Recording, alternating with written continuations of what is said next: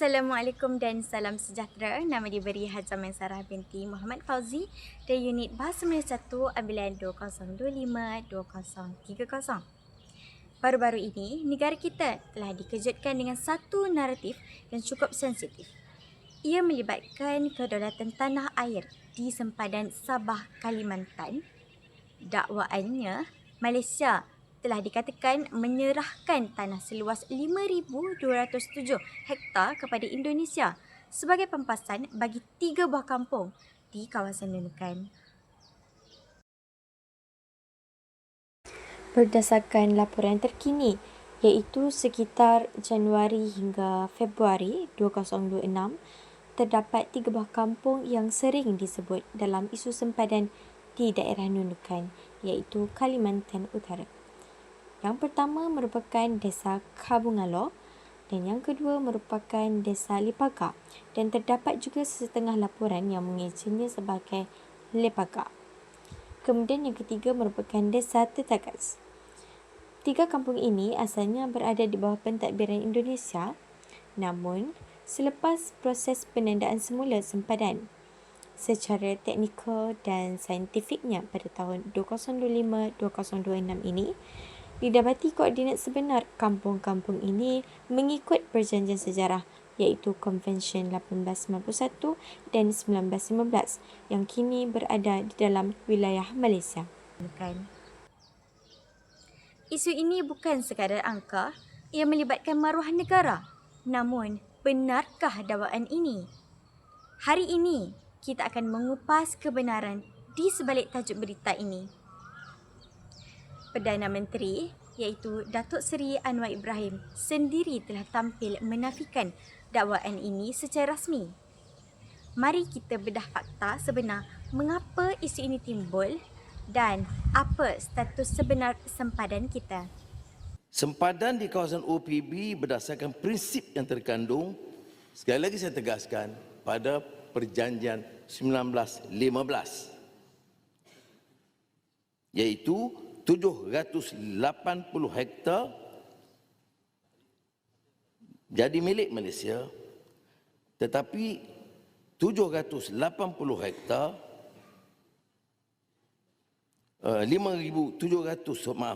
780 hektar itu keluasan tambahan bagi Malaysia. 5,987 itu kekal di bawah milik Indonesia yang dimiliki oleh Indonesia sejak 2015, sorry. 1915, ya. Jadi sebahagian kecil dari 3 kampung yang dikenali sebagai Kampung Kabulanggalo, Kampung Lepaga, Kampung Tetagas dengan sendirinya termasuk ke kawasan Malaysia sebelah di atas itu. Ya. Jadi 3 itu dimasuk ke Sabah. Dakwaan berkenaan Malaysia menyerah seluas 5,207 hektar kepada Indonesia sebagai pampasan bagi 3 buah kampung di kawasan Nunukan adalah tidak benar dan penipuan, kalaupun tidak niat jahat sama sekali. Untuk memahami isu Nunukan, kita kena faham sejarah. Sempadan darat antara Malaysia iaitu di Sabah dan juga Sarawak dan Indonesia iaitu Kalimantan ditentukan berdasarkan Perjanjian 1891, 1915 dan 1928 antara pihak British dan juga Belanda. Masalahnya, teknologi pemetaan zaman dahulu tidak tepat sepenuhnya. Garisan di atas kertas kadang-kadang tidak sama dengan keadaan bumi sebenar. Inilah yang kita panggil sebagai Outstanding Boundary Problems, iaitu dalam singkatannya sebagai OBP atau Masalah Sempadan Belum Selesai. Kawasan berhampiran Nunukan merupakan salah satu daripada kawasan OBP tersebut. Selama berpuluh-puluh tahun, penduduk di sana hidup dalam keadaan yang tidak jelas. Adakah mereka di Malaysia atau di Indonesia? Jadi, apa yang berlaku sekarang bukanlah penyerahan, tetapi Ianya merupakan penyelesaian garis sempadan yang sudah lama tertunggak, yang sudah lama dibiarkan. Berita tersebut menyebut angka 5,207 hektar sebagai pampasan. Ini merupakan satu kekeliruan fakta yang besar. Dalam Undang-Undang Antarabangsa, sempadan akan ditentukan menerusi prinsip uti possidetis juris, iaitu mengikut sempadan kolonial yang sedia ada. Apabila pasukan teknikal dari Jabatan Ukur dan Pemetaan Malaysia iaitu JUPAM dan pihak Indonesia sama-sama turun ke padang dengan menggunakan teknologi satelit moden, mereka menemui koordinat sebenar. Dan sekiranya koordinat tersebut telah menunjukkan tanah tersebut mengikut perjanjian asal adalah milik Indonesia, maka kita hanya mengesahkannya dan bukannya seperti istilah menyerahkannya. Dan menurut Datuk Seri Anwar Ibrahim yang merupakan Perdana Menteri Negara Malaysia, menegaskan bahawa sebarang keputusan yang melibatkan kedaulatan tidak akan dibuat secara sembunyi. Malah, ia akan melalui jawatan kuasa sempadan bersama, iaitu singkatannya sebagai GBC. Dan dakwaan bahawa kita membayar Indonesia dengan tanah adalah sama sekali tidak masuk akal kerana kedaulatan negara bukan barang dagangan. Malah, hal ini turut memberi impak kepada penduduk tempatan. Satu perkara yang sering dilupakan dalam perdebatan politik adalah nasib penduduk di 3 kampung yang disebut itu. Dan apabila sempadan tidak jelas, maka pembangunan sukar dibawa masuk. Sebagai contoh, jalan raya, sekolah dan klinik tidak boleh dibina kerana pertindihan tuntutan. Penyelesaian sempadan ini sebenarnya memberi kepastian. Penduduk kini tahu bahawa di mana keberadaan mereka berdiri, dan mereka juga boleh memohon hak milik tanah secara sah, dan mereka mampu mengakses bantuan kerajaan yang jelas dan pihak keselamatan iaitu ATM dan juga TNI. Pihak ATM dan TNI boleh menjalankan tugas rondaan tanpa risiko provokasi atau pencerobohan secara tidak sengaja.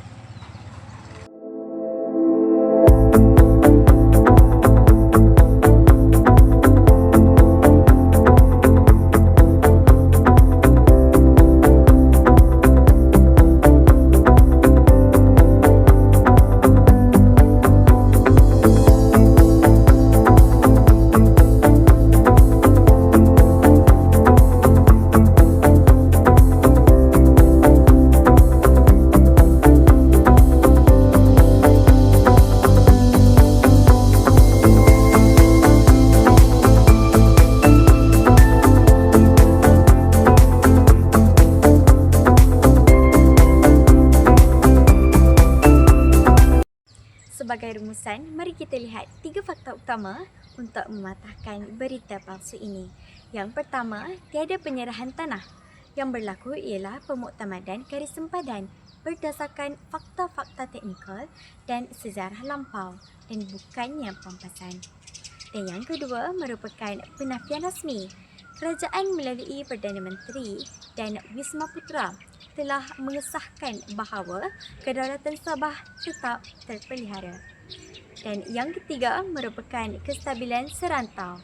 Penyelesaian ini mengukuhkan hubungan di antara negara Malaysia dan juga negara Indonesia dan menghapuskan titik geseran yang boleh dieksploitasi pihak luar.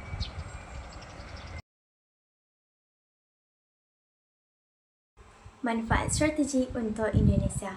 Kerajaan Indonesia menegaskan bahawa walaupun 3 desa tersebut telah beralih ke wilayah Malaysia, Indonesia sebenarnya telah memperoleh keuntungan wilayah yang lebih besar daripada rundingan ini. Namun, sebagai timbal balik, Indonesia telah mendapat tambahan tanah seluas kira-kira 5,207 hektar yang sebelum ini merupakan wilayah Malaysia. Dan tanah seluas lebih 5,000 hektar ini dilihat sangat strategik. Pemerintah Indonesia telah merancang untuk menggunakan kawasan tersebut bagi pembangunan zon perdagangan bebas, iaitu juga dikenali sebagai Free Trade Zone serta pembinaan pos lintas batas negara atau singkatannya PLBN sebagai pengganti kawasan hutan yang dijangka akan memacu ekonomi di kawasan perbatasan. Saya telah melihat satu postingan mengenai Azizul Farhan berkaitan 3 kampung Indonesia masuk Malaysia. Orang kampung jadi rakyat mana sebenarnya? Ini merupakan persoalan yang telah ditimbulkan olehnya dan menurutnya juga ramai juga terkejut apabila berita 3 kampung Indonesia masuk Malaysia ni meletup. Dan ceritanya telah bermula di sempadan Pulau Sebatik, iaitu pulau kecil yang sejak zaman penjajah lagi memang terbelah dua antara Malaysia dan juga Indonesia. Dan garis sempadan di sini telah diwarisi daripada peta dan dokumen-dokumen lama antara Inggeris dan juga Belanda yang tak jelas rujukan dari segi geodetik dan tanda sempadan yang kabur dan yang ada yang langsung tak selari dengan realiti. Dan apabila diukur kembali menggunakan kaedah-kaedah moden, memang akan ada kawasan yang lari. Jadi, melalui siri rundingan 2 hala yang panjang termasuk melalui mesyuarat bersama Indonesia-Malaysia yang merupakan kali ke-45 pada Februari 2025 lalu di Sebatik, kedua-dua negara ini akhirnya memuktamadkan iaitu beberapa outstanding boundary problems yang disebut sebagai OBP, dan hasilnya 3 kampung di daerah Nunukan ini belum yang berada di dalam zon pertikaian ini diiktiraf berada di bawah pentadbiran Malaysia. Dan pada masa sama, Indonesia juga mengekalkan dan memperoleh semula kawasan lain di Sebatik, termasuk juga di sekitar 127 hektar tanah yang kekal sebagai wilayahnya. Dan persoalan yang paling sensitif tentulah berkaitan nasib orang kampung. Dan apabila garisan sempadan telah dimuktamadkan, kedaulatan wilayah memang berubah. Tapi kerakyatan manusia sebenarnya tak bertukar secara automatik. Dan penduduk di 3 kampung tersebut sebenarnya kekal sebagai warga negara Indonesia selagi mereka ni tidak memohon dan melalui proses-proses sah untuk menukar kewarganegaraan. Dalam postingan beliau juga telah mengatakan di sisi Malaysia, mereka sebenarnya dianggap warga asing yang tinggal dalam wilayah Malaysia dan mereka perlu ada status imigresen yang sah sama ada permit tinggal, pas khas atau mekanisme sementara yang dipersetujui oleh kedua-dua kerajaan. Dan sekiranya mereka telah memilih untuk kekal tanpa dokumen, hal ini sebenarnya memberikan implikasi kepada mereka terhadap akses kepada sekolah, klinik, kerajaan dan juga bantuan-bantuan kerajaan yang boleh jadi semakin rumit dan risiko penguasaan undang-undang semakin meningkat. Sebab inilah kebiasaannya akan diberi 2 pilihan sama ada berpindah keluar untuk mengekalkan kewarganegaraan mereka iaitu kewarganegaraan asal mereka atau kekal tinggal dengan status undang-undang baharu yang jelas. Permohonan menjadi warga negara Malaysia pula merupakan bukan kewajipan dan prosesnya berat kerana Malaysia tidak mengiktiraf kenegaraan. Dan status Bumi Putera juga tidak datang automatik kerana ia tertakluk kepada takrif perlembagaan dan pengiktirafan rasmi. Di pihak Indonesia pula, kerajaan telah memberi jaminan pempasan dan penempatan semula kepada penduduk yang terjejas.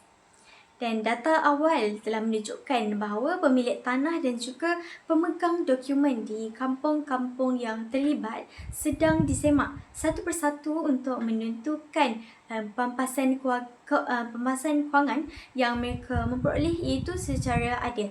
Dan ini sangat penting untuk mengelakkan ketidakpastian hak milik dan konflik sosial di zon sempadan. Dalam era maklumat di hujung jari, naratif kehilangan tanah sangat mudah membakar emosi patriotisme kita. Namun, patriotisme yang sebenar merupakan patriotisme yang berpaksikan fakta. Jangan biarkan sebarang tajuk berita yang sensasi mengaburkan usaha diplomatik yang telah dilakukan bagi menjaga keharmonian dan keamanan negara. Dengan ini, izinkan saya mengundur diri terlebih dahulu. Terima kasih kerana bersama saya dalam pembentangan ini. Kedaulatan negara adalah amanah kita bersama. Sekian, terima kasih.